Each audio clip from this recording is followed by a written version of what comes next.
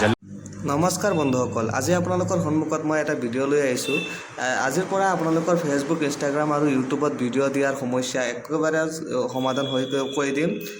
আপোনালোকৰ ভিডিঅ' যদি আপলোড দিয়াৰ পিছত যদি আপোনালোকৰ ভিডিঅ'টো HD নহয়, 4K কোৱালিটিৰ নহয়, এতিয়াৰ পৰাই আপোনালোকে 1 ছেকেণ্ডৰ ভিতৰতে ভিডিঅ'টো বনাই ল'ব পাৰিব।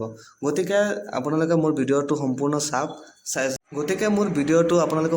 চাওক আৰু এই যেনেকৈ কৈ যাওঁ তেনেকৈ সেই প্ৰচেছটো ফ'ল' কৰক। 4K ভিডিঅ'ত আপোনালোকৰ 1 মিনিটতে হৈ যাব। Thank you. বন্ধুসকল, এতিয়া আপোনালোকে আপ স্কেল বুলি চাৰ্চ কৰিব।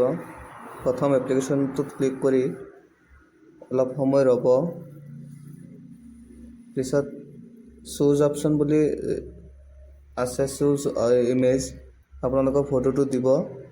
তাত তলত অলপ চাব 400 ৰেচিঅ' বুলি আছে, তাত 400 ক্লিক কৰিব।